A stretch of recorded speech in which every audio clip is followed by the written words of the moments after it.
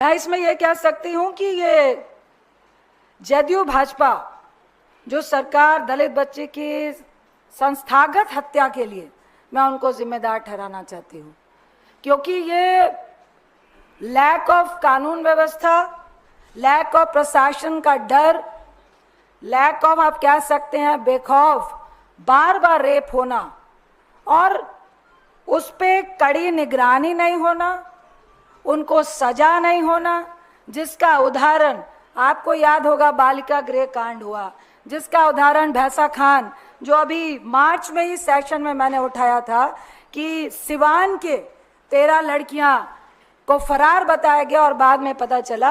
तो ये सरेआम इस तरह की घटनाएं हो रही हैं।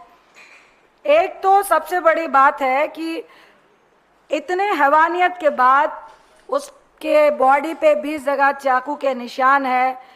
घटना के बाद जो हमारी महिला कांग्रेस की अध्यक्षता है वो उससे बच्ची से मिलने गई, 2 दिन उसको मुजफ्फरपुर के अस्पताल में रखा गया, उसकी हालात सुधर नहीं रही थी।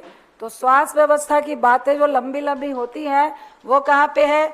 जब कांग्रेस के वरिष्ठ नेताओं ने, वहाँ के लोकल नेताओं ने, इंक्लूडिंग हमारी महिला अध्यक्ष ने जब जाकर बच्ची से हालचाल पूछा और लगा प्रशासन को कि भाई पॉलिटिकल एक्टिविटी हो रही है, नहीं तो कहा जाता है कि आप रेप को पॉलिटिकल क्यों बना रहे हो, और जब तक पॉलिटिकल नहीं बने तो आप तो इलाज भी नहीं करते हो।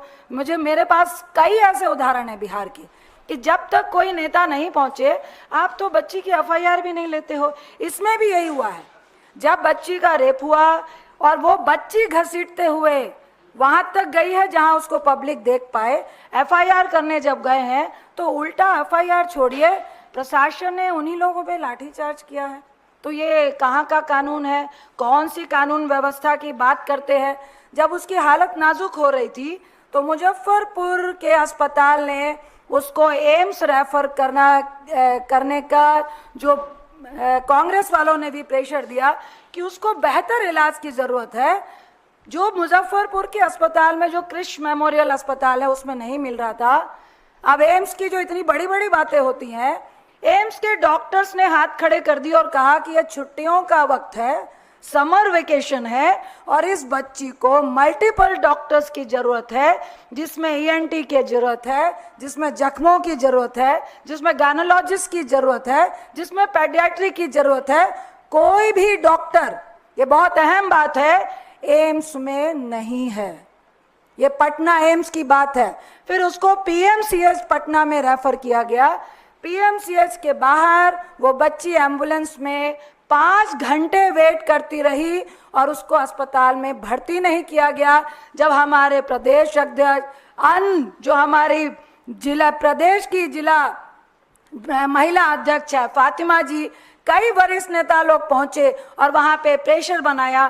5 घंटे के बाद उस बच्ची को पीएमसीएच के बच्चा वार्ड में एडमिट किया गया।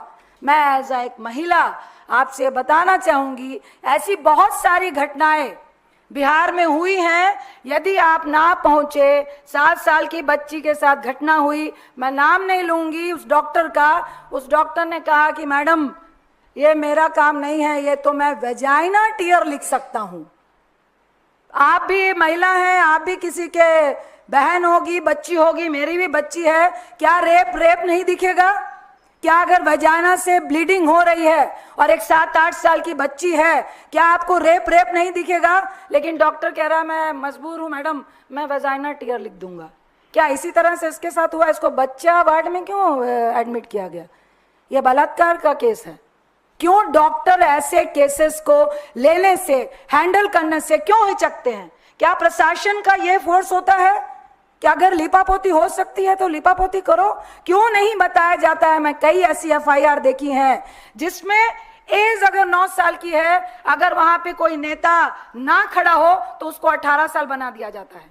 अगर एक 34 साल का रेपिस्ट है उसको नाबालिग करने की कोशिश की जाती है। ये किस तरह का राज है बिहार में?